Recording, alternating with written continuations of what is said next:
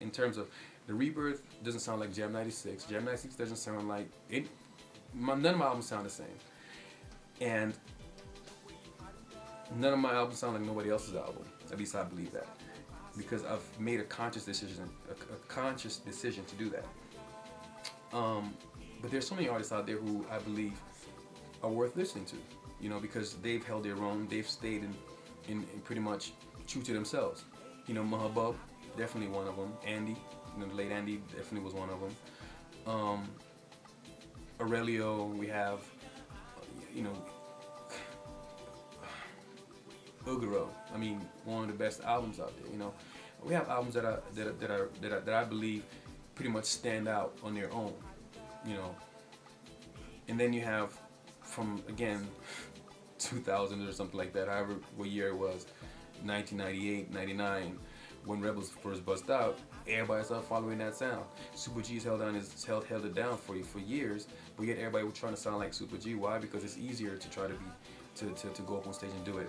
One of the artists who I believe could have really made a name for himself, Nuru, who has one of the best first debut albums. His first album to me was phenomenal, but he never promoted it. Why? Again, I believe it's the same reason I explained earlier. He didn't want to take the time out to go on stage and do the songs that he did. However, he was on stage doing songs that everybody else was doing, that he did from when he was with Garifuna Legacy, or songs like songs that everybody else would recognize the minute the music came on, because it was much more easier. He got a response right away. Because one of the hardest things to do is to get an audience to pretty much start liking your music. To really get people to embrace your sound is the hardest thing to do on stage, especially when you're a new artist, especially when you're unknown in the beginning. Obviously in the beginning nobody really knows you much, and especially when all an artist wants is for people to like them right away. It doesn't work that way, because what happens is once you start doing that, you can get stuck doing that.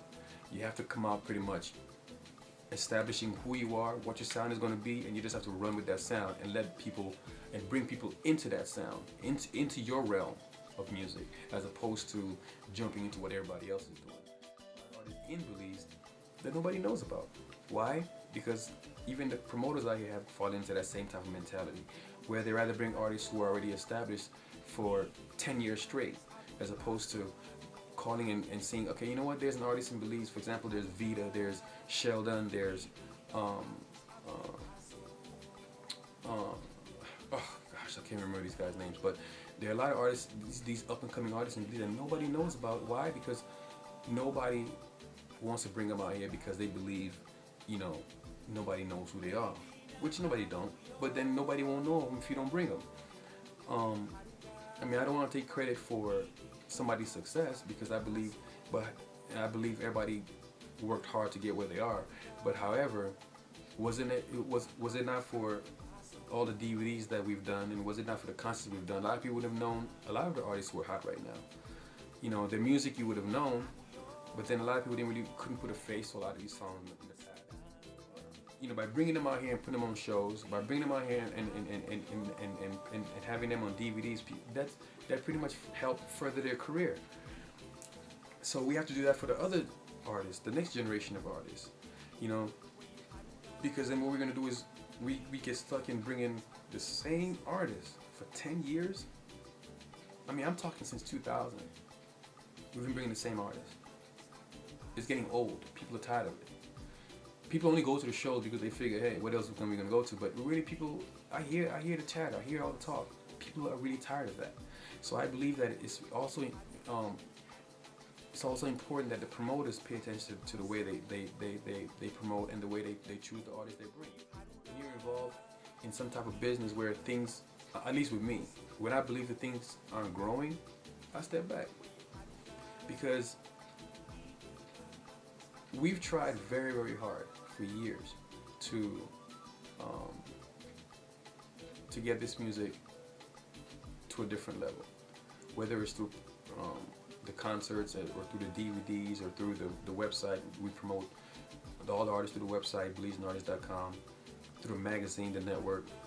Stamina myself, we've tried for years, and I know there are people out there who have the ability um, to help us if they really wanted to. Who never came and said, you know what, I see the drive, I see the passion that we've put in on our own. Nobody's given us anything. We've done it on our own, but yet whenever someone, you at least it amazes me that there are people out there who have the ability to help, who've never really said, you know what,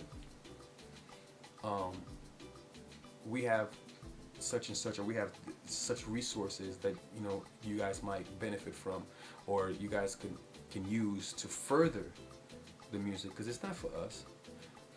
People think we're making money from this. We don't make money. If anything, we take money out of our pockets and pretty much doing this because we want to do it, because we love to do it. When it comes to studio time, another thing that was brought up on that Facebook thing that was going around was that